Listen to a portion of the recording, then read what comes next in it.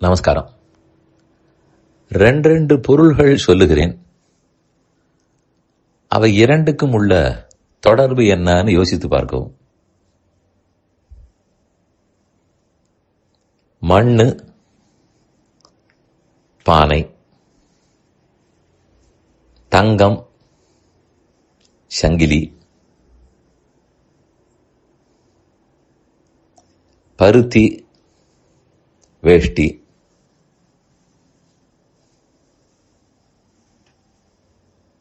வெள்ளி, பாத்திரம். சொல்லும் போதே உங்களுக்கு தொடர்பு தெரியும். ஒன்று காரணப்பொருள், மற்றொன்று அந்த பொருளிலிருந்து உருவான காரியப் பொருள்.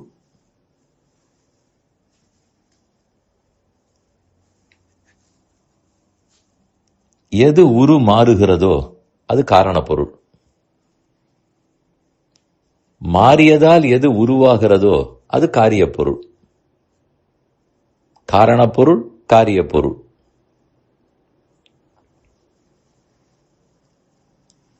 இந்த தொடர்பு புரிகிறது. இப்ப வேறொரு மாதிரி சொல்லுகிறேன். ஒன்றாக இருக்கும், பலவாக இருக்கும்.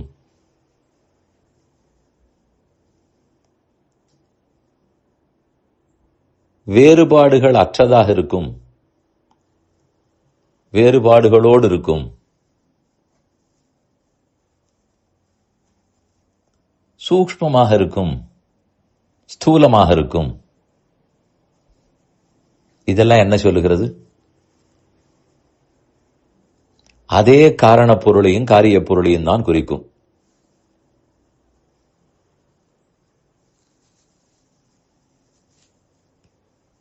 காரண பொருள் ஒன்றாகத்தான் இருக்கும், மண்ணு மண்ணாகத்தான் இருக்கும். ஆனால் மண்ணு உரு மாறி பல உருவங்களை எடுத்துக்கொள்ளும்.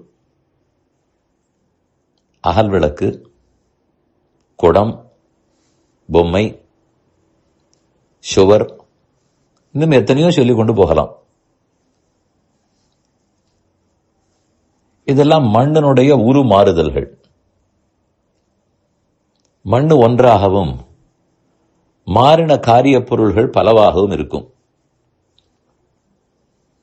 அடுத்து மண்ணுன்னா மண்ணு, அதில் என்ன வேறுபாடுகள், வித்தியாசங்கள் தெரிய முடியும்?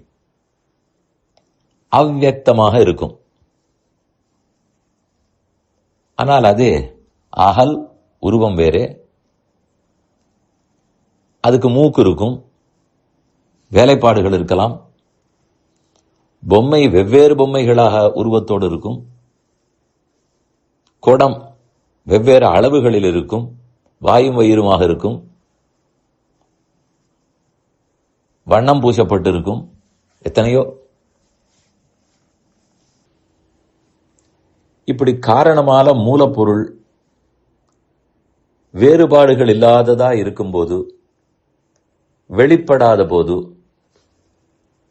இந்த காரிய பொருள்கள் எல்லாம் வெளிப்பட்டு இருக்கும், வேறுபாடுகள் இருக்கும். அதே போல் ஒன்று சூக்ஷ்மமாக உள்ளது, காரிய பொருள்கள் ஸ்தூலமாக இருக்கும். இதெல்லாம் எதற்கு புரிய வைப்பதற்காக? காரணம் காரியம் ஒன்று பல, சூக்ஷ்மம் ஸ்தூலம், வெளிப்படாதது வெளிப்பட்டது. இது எல்லாமே உலக விஷயத்தில் சுலபமாக புரிந்துவிடும். ஒரு காலம் போட்டுக்கொண்டால் இடதுபுறத்தில் காரணம்னு எழுதிக் கொள்ளுங்கள், அதோட தொடர்புடையவைகளை எழுதுங்கள். வலதுபுறத்தில் காரியம்னு எழுதுங்கள், அதோட தொடர்புடையவையை எழுதுங்கள். இப்ப கடைசியாக விஷயத்துக்கு வருவோம்.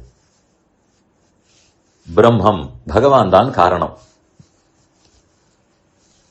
நாம் அத்தனை பேரும் காரிய பொருள்கள். உலகத்தில் எத்தனையோ பொருள்கள் காரியம், அதாவது உருமாறி உருவாக்கப்பட்டவை.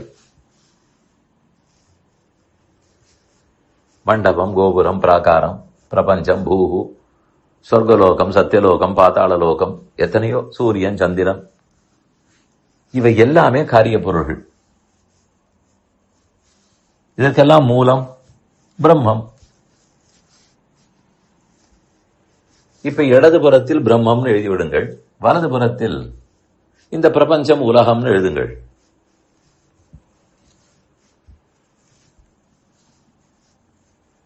இப்பதான் அதில் ஒரு ஆச்சரியமே காத்திருக்கிறது. மண்ணால் ஆக்கப்பட்டது குடம், தங்கத்தால் ஆக்கப்பட்டது சங்கிலி, வெள்ளியால் ஆக்கப்பட்டது பாத்திரம், அதேபோல் பிரம்மத்தால் ஆக்கப்பட்டது இந்த பிரபஞ்சம்.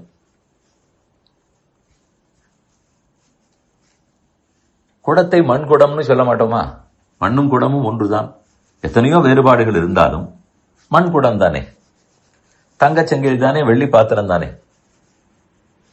அதே போல இந்த உலகமெல்லாம் பிரம்மம்னு ஏன் சொல்லுகிறோம்னால் அவர் தானே காரணம். காரணப்பொருளோடு சேர்த்தே தானே காரியத்தை சொல்றோம். பட்டு சேலை, நூல் புடவை, நூல் வேட்டி, தங்கச்சங்கிலி, காரணத்தையும் காரியத்தையும் சேர்த்து சேர்த்து தானே சொல்லுகிறோம். அதுபோல காரணமான கடவுள் பிரம்மம், அவரேதான் காரியமான இந்த எல்லா பொருள்களாகவும் ஆகியிருக்கிறார். அவர் இந்த ஆக்கப்பட்ட பொருள்களோடு எப்போதும் கூடியிருக்கிறார். இப்படி எளிமையான உலகப் பொருள்களை வைத்துக் கொண்டே பிரம்மம் எப்படிப்பட்டவர்னு தெரிந்து கொள்ளலாம், ஓரளவு புரிந்து கொள்ளலாம். காரணத்துக்கும் காரியத்துக்கும் உண்டான தொடர்பு அது நன்கு தெரியுமானால் பகவானுக்கு நமக்கும் உண்டான தொடர்பையும் தெளிவாக புரிந்து கொள்ளலாம்.